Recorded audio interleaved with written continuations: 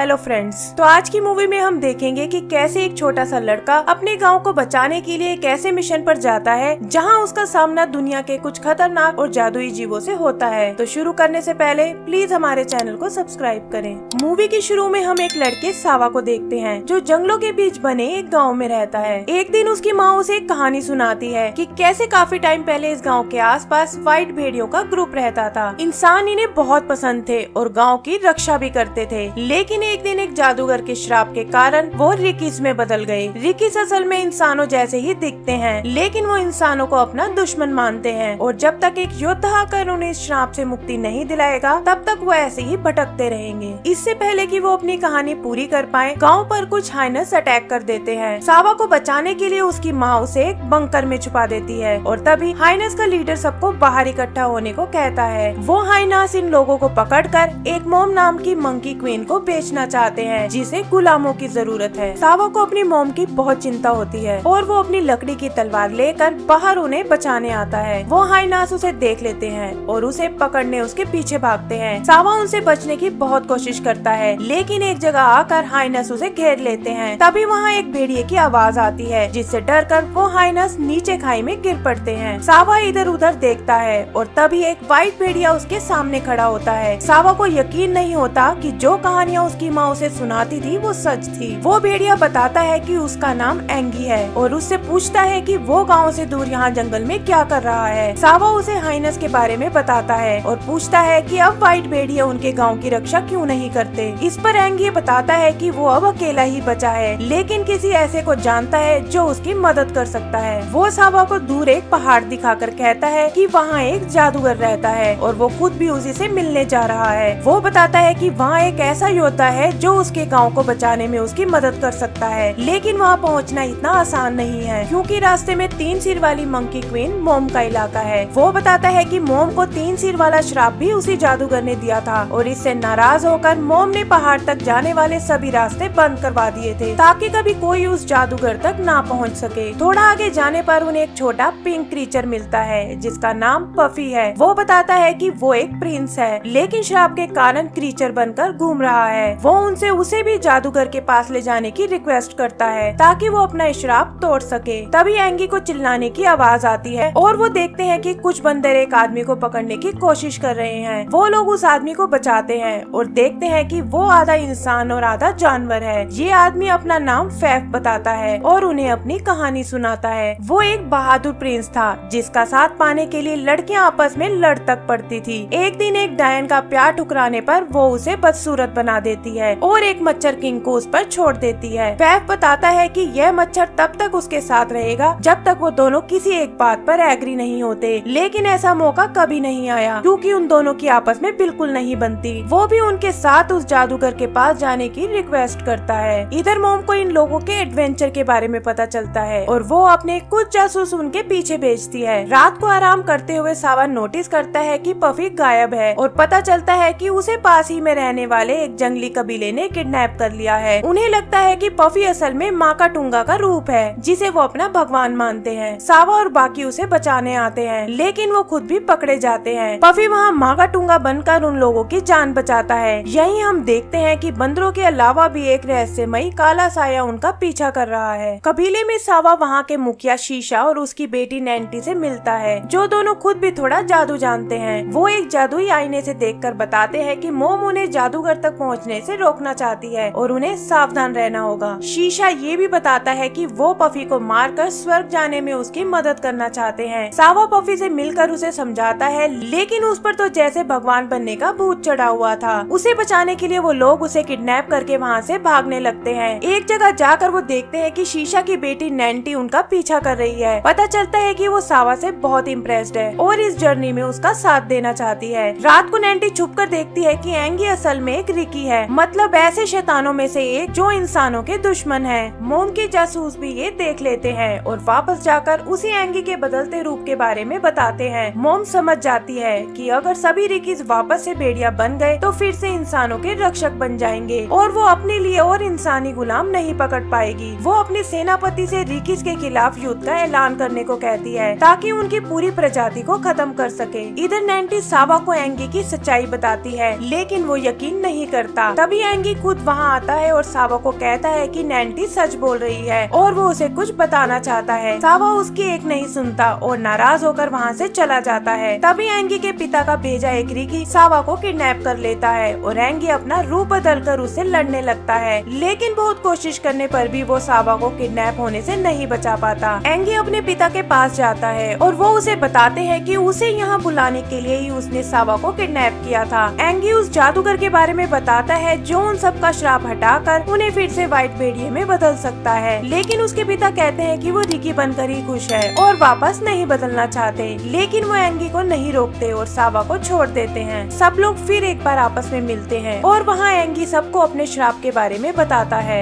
वैसे तो भेड़िए हमेशा से इंसानों की रक्षा करते थे, लेकिन एक बार बहुत भयानक सूखा पड़ा और भूख से परेशान उसके पिता ने एक इंसान पर हमला कर दिया। इससे नाराज होकर एक जादूगर ने उन्हें रिकीस में बदल दिया, जिससे वो इंसान और दूसरी जातियों के दुश्मन बन गए। रिकीस अपनी ताकत का गलत इस्तेमाल ना करे, इसीलिए उस जादूगर ने उन्हें एक कमजोरी भी दी थी कि वो जंगल के सबसे छोटे जीव मच्छर की एक बाइट से ही मारे जाएंगे। वो ये भी बताता है कि कबीले के मुखिया शीशा ने उसका आधा श्राप तोड़ दिया था, जिससे वो कभी भी अपना रूप बदल सकता है। मॉम के जासूस उनकी सारी बातें सुन लेते हैं और रिकीस के मच्छर के डर के बारे में मॉम को बताने जाते हैं। तभी वो लोग देखते हैं कि मॉम अपनी बंदर सेना के साथ रिकीस पर हमला करने और उन्हें जादूगर के पास जाने से रोकने आ रही है। एंगी समझ जाता है कि उन्हें मदद की जरूरत पड़ेगी और नैंटी जादू से अपने पिता शीशा के पास मैसेज भेजती है। वो सावा की लकड़ी की तलवार को भी जादू से असली बना देती है ताकि वो दुश्मनों का सामना कर सके। थोड़ी ही देर में शीशा अपनी सेना लेकर वहाँ आ पहुँचता है। एंगी ये देखकर बहुत खुश होता है, लेकिन उसे पता है कि अभी भी वो बंदरों का सामना नहीं कर सकते। तभी वो रिकीस की सेना को देखता है जो उसके पिता के कहने पर उनकी हेल्प करने आई है। इधर रिकी के पिता अपने पुराने दोस्त एक ड्रैगन को नींद से उठाते हैं ताकि वो भी इस लड़ाई में उनका साथ दे सके।